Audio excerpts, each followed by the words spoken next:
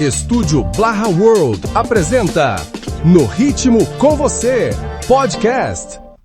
E é isso, eu, DJ Português, estou aqui já nos estúdios Blaha World, começando mais um podcast. Eu estou com o vereador aqui, advogado também, vamos falar de política, não é isso, Pedro Duarte? Exatamente, DJ Português, um prazer estar aqui, agradecer também ao convite do Blaha World e a gente poder falar um pouco de Rio de Janeiro, política, o que mais a gente quiser falar também, de vida, de Portugal, de CADEG. A gente já estava conversando um pouco aqui, né? Sim, batendo aquele papo.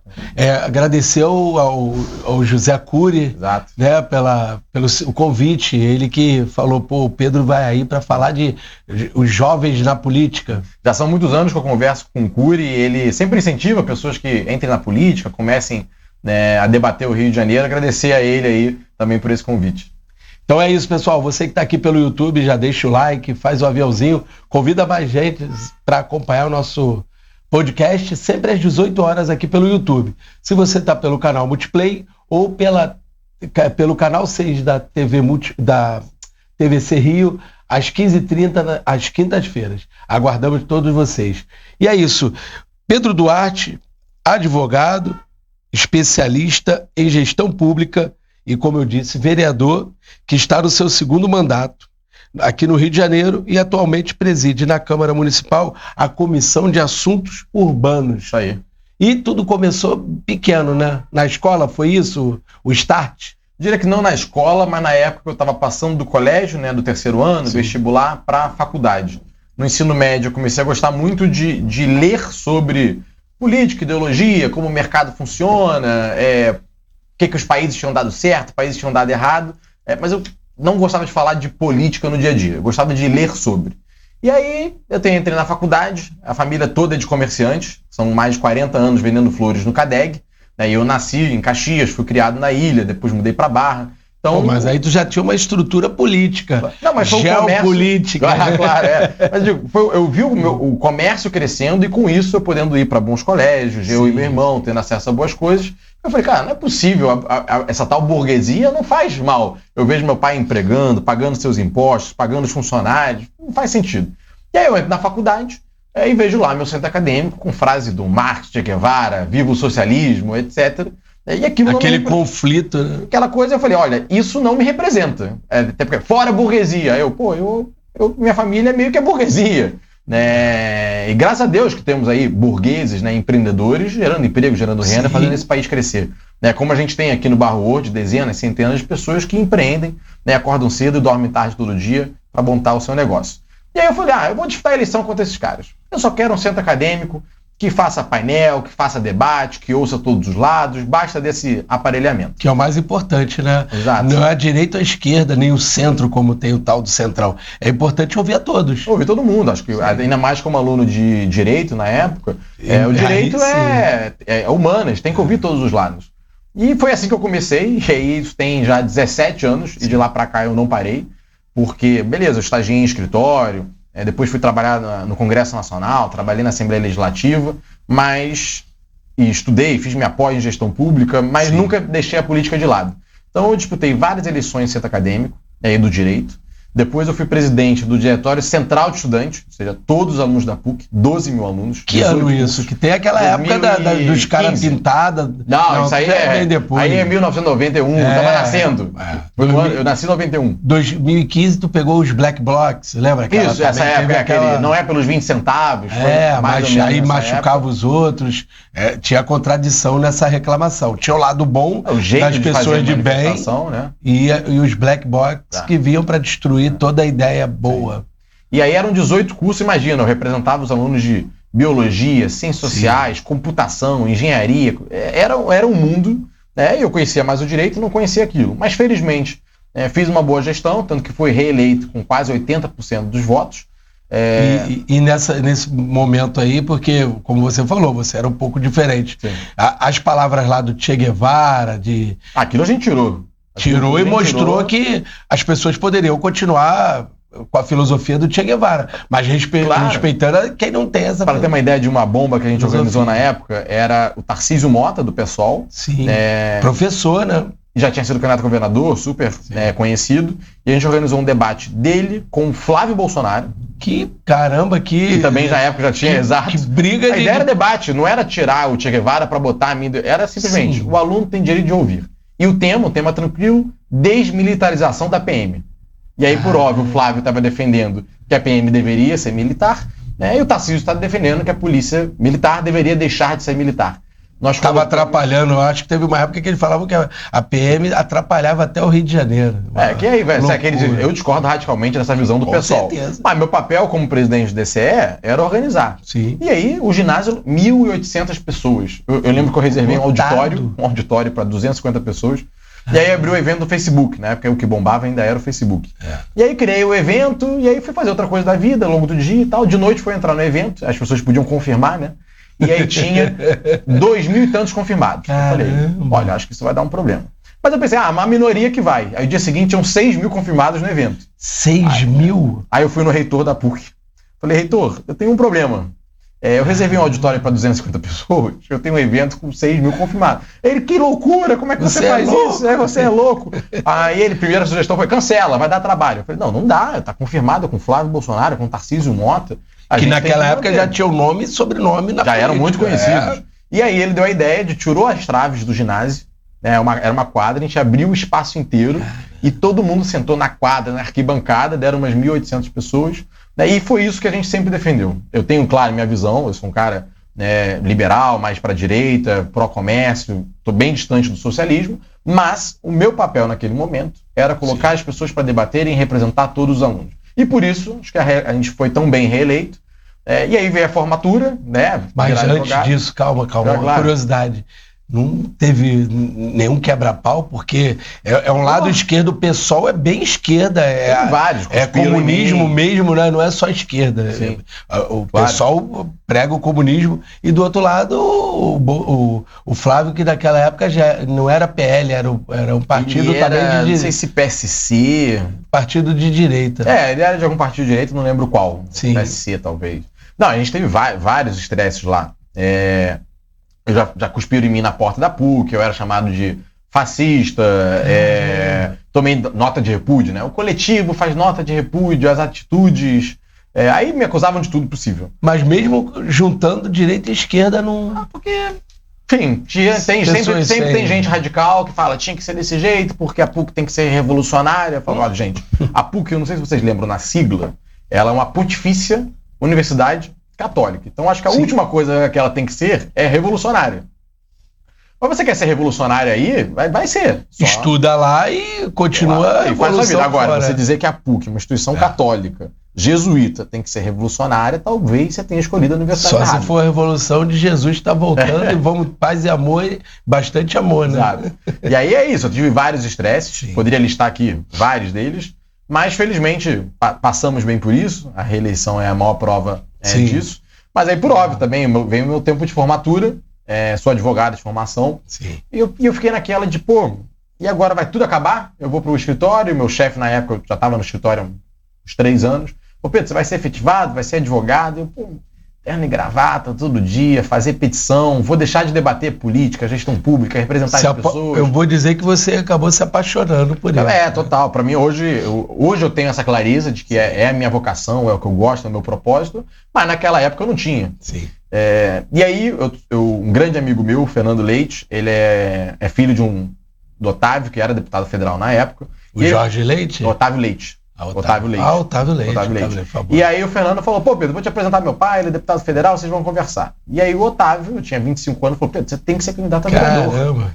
Aí não, Otávio, eu tô pensando mais pra frente, quando eu tiver uns 40 anos, tiver casado, com filho, apartamento, vida organizada, aí eu disputo uma eleição.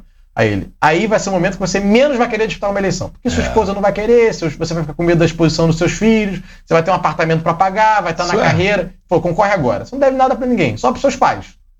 E aí, de fato, eu tive que falar com a minha mãe, que ficou meio irritada no primeiro momento. Por que você vai pra política? Sem necessidade. O primeiro a ir pra faculdade, eu não fui, seu pai não foi, nossos avós não foram, você vai ser o primeiro, vai fazer um concurso público, ser juiz, promotor, você é inteligente. Pra que vai se meter na política? Eu ponho exatamente para que alguém com qualidade, inteligente, dedicado, possa fazer boa política. Mas as pessoas veem muita política quase como se você estivesse anunciando que está indo para o crime organizado, né? Tudo isso. contrário ao que você está falando. A pessoa vê a política, peraí, caramba, vai virar um igual a eles, e mais um no meio, não é? E agora, claro, aí depois os pais, depois que resistem, são os, minha mãe e meu pai super apoiaram e apoiam até hoje. E aí eu disputei a eleição com 25 anos, em 2016, não fui eleito, mas tive 4.500 votos, que é uma boa votação. Bastante. Ainda mais, tem gente moleques, sem recurso, perdido. Garoto, né? Garoto, assim, ainda sou, considero ainda um tanto jovem aí, mas naquela época, 9 anos atrás, né? E aí eu vou trabalhar no Congresso Nacional com o Otávio, faço uma pós no INSPER, em Gestão Pública em São Paulo, venho candidato a deputado estadual em 2018, subo a votação, mas não sou eleito, e aí sim, em 2020, eu tenho 10.069 votos para vereador, e aí fui eleito, né? E estou agora no meu 6º ano como vereador. Aí entra nesse ciclo de Câmara Municipal, né, que foi de fato exercer o mandato, e aí é um mundo inteiro novo que você conhece, né? Tem seus lados bons e seus lados ruins. Depois da 6ª vez, a primeira, o que você poderia destacar? Qual foi aquele momento assim que você falou de entrar ali na Câmara e falar, meu Deus, caramba, eu tô aqui. Porque naquela época era uma vitória, né? Claro, na primeira felicidade que demora para cair a ficha, né? Eu lembro de eu ligando pro meu pai, assim, logo que eu fui eleito, né? Você vai acompanhando o sistema e aparece um sistema, né? Eleito, em verde. E aí eu lembro que eu liguei pro meu pai falando, pai, você tem um filho vereador, aquela coisa meio sem acreditar. Aí depois eu liguei pra minha mãe, tava com a minha, na época, namorada, agora esposa, e ficou aquela coisa meio... Não acredito, porque eu ia meio assim, eu vou disputar, mas quem sabe algum dia eu ganho. E aí, nem se. Aí passa aquela boa ressaca, porque a eleição foi em novembro, por causa da pandemia. Normalmente ela é em outubro, foi em novembro por causa da pandemia. E a posse era só em janeiro. Então você fica também uns 45 dias ali. Tranquilo. Meio que esperando, assim, tô esperando a posse. E aí você vai começar a ler as coisas, vai se organizando, se preparando, vendo como é que é o regimento. Mas eu lembro, de fato, começa no dia 15 de fevereiro. Você toma posse, mas a Câmara está em recesso. Então só cai a ficha mesmo no meio de fevereiro. Eu acho que um dos primeiros choques que eu tive foi... eu sempre fui, como eu estava contando aqui na minha história, né, sempre me pautei muito nas minhas ideias. Eu queria debater liberalismo, socialismo, direita, esquerda, privatização, plano real. Era o que eu gostava de debater. E eu cheguei na Câmara pensando, agora eu vou debater todos esses assuntos. Claro que a nível municipal, né, mas concessão de parques e praças, privatização de algum espaço público, ou a prefeitura vai gastar menos, vai gastar mais, a conta está fechando, não está fechando. Achei que fosse ser esse o debate. E você descobre que a maior parte dos vereadores não estão exatamente nesse debate. Porque poucos vereadores são eleitos pelo voto que a gente chama do voto de opinião. Que é, português, concordo com o que você fala, vou votar em você. Vamos supor, eu sou do nicho, vou te ajudar, ver se é assim, da música. Perfeito. Você é como você falou, estudou a gestão, seria o quê? E outra é da segurança, ex-policial ou algo assim, né? Seria isso. Eu cheguei com uma visão mais geral e lá dentro você descobre que, e aí eu não estou nem falando da galera que é, digamos assim, confusa do ponto de vista ético. Estou falando de gente que é séria, mas que boa parte funciona como? Cada um no seu... Ou é eleito por uma categoria, como você disse, eu sou eleito pelos guardas municipais. E o cara só discute guarda municipal. Aí você vai falar com ele de outro assunto e fala, Pedro, envolve guarda municipal? Não, então não quero saber. Obrigado. Tá bom. E o outro que é eleito pelo bairro. Então, Pedro, envolve o Meyer? Não envolve o Meyer. Então não quero saber. Envolve o Ricardo de Albuquerque? Não, então não quero saber. E aí você fala, é uma loucura. Aí você fala, mas então como é que eu vou conversar com esse? O que eu vou trocar e conversar, me aproximar dessa pessoa? Porque você tem que se aproximar dos políticos. Senão você não está fazendo política e você está ali isolado. Então eu diria que o meu grande choque, e eu demorei 1 ano e meio para organizar bem isso na minha cabeça, e tomei muita porrada nesse meio de caminho, eu diria que o grande choque foi esse, de que eu vim de uma bolha, que é uma bolha de movimento estudantil, vida universitária, em que as pessoas querem muito discutir ideias, e os outros vereadores, hoje eu tenho até a maturidade de dizer, no primeiro momento até tinha uma certa arrogância, tipo, eu sou melhor, eu quero debater ideias, esses caras estão aí debatendo coisas menores. Mas na verdade, às vezes você também percebe que ele tem um efeito muito mais real na vida da pessoa no primeiro momento, isso que eu ia porque falar. ele tá debatendo a creche de Ricardo de Albuquerque, o posto de saúde de Ricardo de Albuquerque, que amanhã estará salvando pessoas. Sim. O que eu estou debatendo, no longo prazo, é melhor. Tipo assim, termos uma baixa carga tributária e menos burocracia fará do Rio de Janeiro uma cidade mais desenvolvida. Ok, quanto tempo isso vai demorar para dar certo? Daí, para a população que precisa de uma creche hoje, precisa de uma vacinação hoje, essencial. aquele cara que está cobrando o posto de saúde de Ricardo de Albuquerque, eu passei a entender e falar, eu tenho que respeitar muito esse cara, porque ele é eleito por aquelas pessoas, porque aquelas pessoas acham que o mais importante na vida delas hoje é defender um novo ônibus BRT, novo posto de saúde. Então. E as minhas ideias são muito lero-lero. Mas pro BRT continuar com a qualidade bom, tem que ter mais tributo. Claro, as contas têm que estar em fecharem. Claro, aí é que um encaixa no outro. Só que o burocrático é sempre... Mas foi bom que com esse aprendizado, hoje em dia, eu tento trazer as minhas ideias mais para esse debate do dia a dia. Sim. Porque eu ficar falando de o Estado tem que gastar menos do que arrecada, a pessoa, tá bom, eu concordo, mas para quê? Eu quero um ônibus. Eu quero um ônibus. Aí você começa a explicar, olha, se a prefeitura tiver caixa, gastar menos do que arrecada, for responsável na gestão das contas, nós conseguiríamos todos os anos trocar a frota de BRT, manter a vacinação do posto de saúde, pagar o salário do professor, consertar se faltar as escolas, dinheiro, aí a pessoa, agora faz sentido para mim. E aí é um processo de maturidade. Sim. E aí então esse tempo você teve que como você falou, se acostumar para entendimento, né? Sim, sabedoria, total. Principalmente, porque, como você falou, para ele é importante o MEA. Sim. Nada contra, pelo contrário. Tem lugares que a gente vê que são deixados para um segundo momento e outros bairros, para outro momento, até pelo crescimento. Acho que o MEA, quando eu era garoto, eu rodava muito o Rio de Janeiro, sempre gostei, até pelos amigos. Já não tinha mais o que construir. E aí é um bairro bem consolidado. Jacarepaguá, Barra e Recreio, que são os bairros, transformaram os bairros do futuro, porque tinha espaço para construir. Exato. Por isso que eu acho que eles ficaram meio... Você, como vereador, até pode passar melhor isso para... Se a gente for pegar, e eu gosto muito de estudar a história da cidade do Rio de Janeiro, né? A Zona Sul e a Zona Norte, na verdade, vamos lá, a cidade começa pelo centro da cidade. Sim. Né? E aí ela cresce em V, porque tem o maciço, a Floresta da Tijuca no meio. Que ali então, ou ela cresce para baixo... a família dele se colocou. Né? Exato. E aí, ou a cidade cresceu para baixo, que é o caminho da Zona Sul, Sim. E aí vem, Glória, Catete, Flamengo, Botafogo, Copacabana, e foi indo um de cada vez, ou ela cresceu para a Zona Norte. E aí vem, Rio Comprido, Tijuca, Vila Isabel, mais para frente o Meia, ela cresce em V. E aí, um dos últimos, essa região pra cá, Barra, Recreio, Jacarepaguá, era tudo uma grande lagoa, meio areal, cheio de duna, difícil de construir, e naquela época distante do centro. Até hoje é um pouco distante do centro, da cidade. Mas pelo menos agora já tem metrô até o Jardim Oceânico, depois está um pouco melhor. Mas por isso aqui, Barra, Recreio e Jacarepaguá, até a década de 70, era grande fazenda e um grande areal. Nada. E aí, muito bem dito, quando aqueles bairros estavam consolidados, não tinha mais onde fazer novos prédios, começaram, por que a gente não constrói lá na Barra da Tijuca um grande condomínio com piscina, quadra, estrutura? A pessoa vai morar um pouco mais longe, mas com o mesmo dinheiro, ela tem um apartamento maior e com mais infraestrutura. E aí vem esse crescimento da Barra, que por vários motivos vira um grande sucesso. Sim.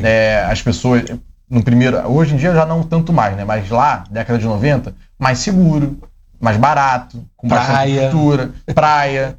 Então tinha a Barra tudo. Tinha um bônus, O bônus, vinha um bônus junto com o valor de um apartamento de 70 metros quadrados na Zona Sul, a pessoa morava num de 150 metros quadrados, 180 metros quadrados na Barra, que ela descia e tinha piscina, quiosque, quadra, tênis, e do lado da praia. Então valia muito a pena. Hoje os preços da Barra já são bem maiores, e aí continuou para Recreio, Freguesia, que também cresceu muito de 20 anos para cá. O problema, e é até um bom tema de debate como vereador, é que é distante dos empregos no centro da cidade. Sim.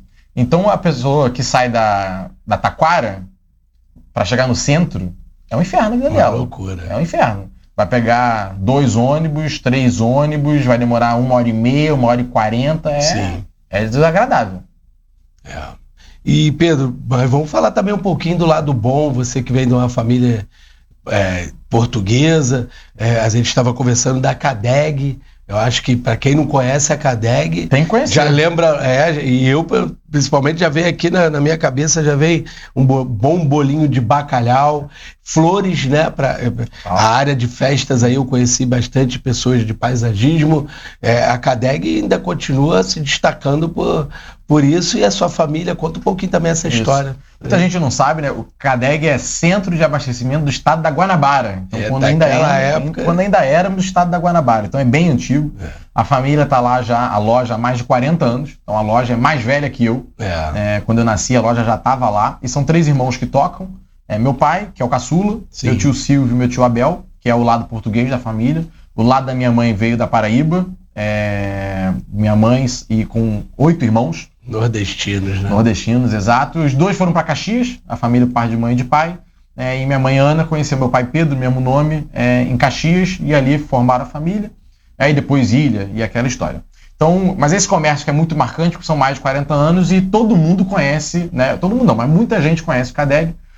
E alguém sempre fala, vamos ali rapidinho no CADEG, o que é isso? São Cristóvão. Não, em vez ou outra eu recebo no meu celular uma mensagem de alguém, caramba, vim aqui no CADEG, porque a loja da minha família deixa um adesivo gigante meu atrás do caixa de pagamento. Eu já falei, tira isso, pai. Ele, não, vou deixar aqui, meu filho, tem orgulho, sei lá o quê, aquela coisa de pai, né? E aí a pessoa vai pagar lá a flor, aí me reconhece e vê, ué, o que tem um adesivo do Pedro aqui? Meu filho, sei lá o quê. Aí ele que é o dono das flores, eu só vendo pra ele. Aí tira a foto com meu pai e aparece do nada, né? Encontrei aqui seu pai no CADEG, seus tios no CADEG. E muita gente não sabe, mas o CADEG é o maior polo vendedor de flores, né, do estado do Rio de Janeiro. Isso. E Friburgo, a cidade de Friburgo, é o segundo maior produtor de flores do Brasil. Só perde para Olambra, que é uma cidade artificial, né? Uma cidade feita para produzir flores, né? No interior de São Paulo. Então é um grande mercado que vende muito bem. Claro que, como qualquer comércio, tivemos altos e baixos. Tem momento que está melhor, momento que está pior. E quem é do comércio sabe disso. Mas tá ali, mais nunca perdeu o seu brilho. Não, mais de 40 anos. Quando tu falou da CADEG, pô. E aí, claro, tem as delícias de ter sido criado ali, né? Bolinho de bacalhau, costela, azeite, vinho. Logo de manhã uma boa rabanada. Olha, essa aí é pesada. E ainda tem uma coisa... Português é assim.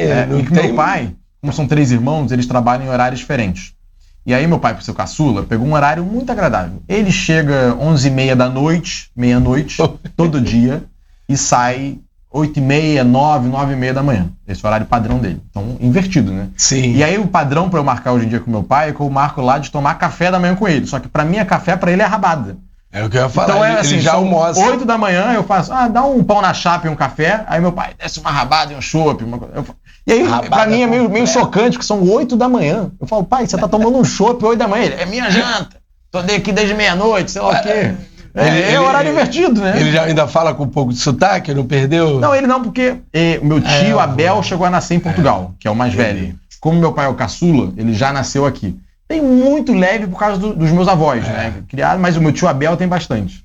Você tá tolo? Isso que é comida, esse pão com chapa, é tolo. Em português gosta de falar assim. Gosta, exato. E aí a gente tem lá essa grande comunidade portuguesa no CADEG.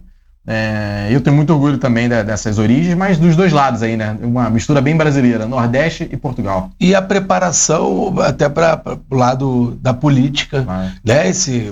Família nordestina, com um pai português, né? Minha filha hoje em dia, a colônia, você era colônia, pai, porque eu vim de Portugal pequeno. Aí eu falo, que isso, filha? Tataraneto, eu já sou, a gente já é de outra, né? Como você falou que você gosta de deixar bastante claro, de escutar os dois lados, e aí você mora na Zona Sul, mas morou em lugares que a gente vê que com o passar dos anos ficaram muito para trás. Caxias é outro município, mas como alguns lugares de Rio de Janeiro ficaram meio que abandonados, algumas coisas. O próprio Caxias é sempre muito duro, né? Porque meus avós, agora já falecidos, mas viveram até mais de 90 anos de idade, então eu tive, graças a Deus, pude conviver muito com eles. Português de raízes. Meu avô Manel, os nomes são bem portugueses, inclusive, né? Meu avô Manel, que abriu um açougue quando veio pro Rio, então também bem característico, e minha avó Adília. Adília. Exato, que no Brasil é raríssimo de encontrar, mas Portugal tem. e viveram a vida toda ali, desde que chegaram a Caxias até falecerem, ficaram ali. Então, minha Páscoa, Ano Novo, Natal, essas datas, sempre indo para lá. E foi triste de vendo, né, o quanto o próprio Caxias foi ficando mais perigoso, mais sujo, mais... Era porque era simplesmente era uma cidade de gente trabalhadora, operária, da indústria e tal, mas organizadinho, como um subúrbio do Rio de Janeiro, né? Aquela coisa bem da Zona Norte, só que começou essa coisa do tráfico, insegurança e... O abandono dos governos, né? Exato. Acho que teve muito disso, do abandono. O governo abandonando. E você vai percebendo até pela casa, né? Porque aí você chega um dia, o portão tá reforçado, aí depois tem uma grade, aí tem um vidro, um caco, e aí você vai vendo que quase vai virando um bunker, né? Uma fortaleza, porque a rua vai ficando mais perigosa. E a ilha, um processo parecido também. Um bairro que, né, quando meus pais se mudaram, saindo de Caxias, vamos pra Ilha do Governador, por qualidade de vida, grandes empresários, área militar, segura, bons colégios. E claro, ainda tem, né, uma baita infraestrutura na ilha. Mas minha mãe foi assaltada com arma na esquina de casa, que foi quando ela falou, olha, pra mim a ilha deu e a gente se mudou pra Barra. Que pena. Uma falta de segurança, favelização absurda por falta de políticas públicas do governo, de moradia, de habitação, de dar qualidade para essas pessoas, falta de controle na segurança. A gente pode listar aqui vários problemas, né? Mas também a gente viu muito esse processo na ilha. O que é uma pena, porque são bairros tradicionais que vão se perdendo para a falta de segurança. E, Pedro, estamos sendo avisados, está chegando ao fim. Fala um pouquinho para a gente aí, com tantos mandatos, e eu digo, você até me corrige se eu estou errado, minha área não é política, mas a gente, como você, eu aprendi que sem política esquece, porque tudo tem política. E começa às vezes, quem mora em prédio, dentro do próprio prédio. Se tem o síndico, teve política, teve que escolher o síndico. Sim. Se na rua é um condomínio e tem o presidente, vamos dizer assim, o responsável do condomínio, teve política. Tenta falar um pouquinho pra gente nesse finalzinho aí, que se a política está se profissionalizando, que eu acho que é o caminho que não vai ter via dupla, né? Tem que se profissionalizar até para um futuro melhor. Com certeza. Todos nós sempre seremos governados por alguém. E aí digo nós, não os cariocas, os brasileiros, os seres humanos. A gente era governado por um cacique que mandava na tribo, ou por um rei, ou por um monarca, e depois veio democracia, então um presidente, um primeiro-ministro. A gente pode discutir qual é o melhor modelo pelo qual nós seremos governados. Mas é um fato, nós seremos governados por alguém. A menos que você vá se esconder no meio do deserto, né, ou numa ilha no meio do oceano. Ou vira um nômade, cada hora tá num lugar. Tal. Aí você pode escapar um pouco do governo. Tirando isso, você vai ser governado por alguém. E tem aquelas pessoas que deixam isso de lado, e aí alguém vai escolher por você, mas as decisões vão chegar na sua vida. Ou a gente se envolve na política e tenta eleger melhores governantes, que é o que eu acredito, e coloquei meu nome à disposição. Eu vou lá, digo o que eu defendo, quais são minhas ideias, meus princípios, meus valores. Tem as pessoas que concordam e votam, e tem as pessoas que discordam e votam em outra pessoa, que é 100% legítimo, é da democracia. Tanto que o que mais me frustra, né, quando eu encontro alguém que fala, eu não vou votar em você porque eu sou socialista e eu voto no PSOL. Eu falo, se você é socialista, vota no PSOL. Né? E para quem é liberal, vota num cara como eu. Isso para mim é 100% do jogo. O que eu fico cansado é quando encontro alguém, a pessoa, vou votar em ninguém, como se fosse um grande orgulho. Eu vou ficar em casa no dia da eleição. Pô, parabéns. Muito bom. O que você está mudando, né? Vai continuar elegendo alguém que vai continuar influenciando a sua vida. Então, se você não quer tirar 10 minutos do seu tempo para escolher alguém em quem votar, sinceramente, eu não teria orgulho disso. Mas, cada um toca... respeita. Também respeita, cada um toca a vida, né, como quiser. Então, fica aí o apelo para as pessoas que acompanham e que invariavelmente serão governadas por alguém, que possam acompanhar o nosso trabalho, seja nas redes sociais. Eu estou sempre postando, sou muito transparente, respondo a todo mundo que manda pergunta, Instagram, YouTube, Twitter e afins, e acreditar que eu acredito muito que o Rio de Janeiro tem um baita potencial, tem seus desafios, mas tem um enorme potencial, tanto que se não, tinha pegado as malas, ido para Lisboa, tem nacionalidade, ia para outro país, mas eu não tenho a menor vontade de fazer isso. Eu quero morar no Rio de Janeiro melhor. Já é uma cidade incrível, tem seus baitas pontos positivos, mas tem seus desafios que a gente tem que trabalhar para melhorar. Que ótimo. Então já fica até a dica, ano de eleição, né? Fica essa dica. escolha o que você quer que a luta seja feita, né? E que não deixe de não votar. Acho que o voto é a responsabilidade de cada um. E se não vota, aí tá entregando a responsabilidade para outro, não pode nem reclamar depois. Vai reclamar, não votou, não reclama. Então é isso, chegando ao fim. Exato. Obrigado. E aí vou deixar aqui minhas redes sociais, quem quiser falar, seguir. @ Pedro Duarte Rio em todas as redes sociais. É igual. Pedro Duarte Rio. Pode botar aí, não sei se a pessoa prefere YouTube, Instagram, Twitter, X. Sim, cada um vai tem ser igual a sua... em todas elas e vai ser um prazer poder conversar. E te visitar lá também na Câmara, né? Exato, lá liberado. Estamos na Câmara Municipal, que fica na Cinelândia, em cima do metrô. Então é muito fácil chegar. Centro da cidade, Estação Cinelândia, gabinete 1006, 10º andar, 1006. Também à disposição lá de segunda a sexta, de 9 da manhã às 6 da tarde, pelo menos. Estamos lá. Às vezes um pouco mais cedo, às vezes um pouco mais tarde, mas esse horário, né? Estamos sempre lá. Dependendo dos compromissos, né? Claro. Obrigado mais uma vez. Eu que agradeço, para mim é uma honra. E é isso, você que acompanhou a gente até aqui, se não deu like, deixa o like. As redes sociais do Pedro estão aí, acompanha o nosso vereador, advogado e que entende de política, isso é muito importante, para estar sabendo aí das novidades da Câmara e pelo Rio de Janeiro. Obrigado a todos vocês que estiveram com a gente até agora. Até a próxima. Até mais. Fui. Estúdio Barra World apresentou No Ritmo com Você Podcast.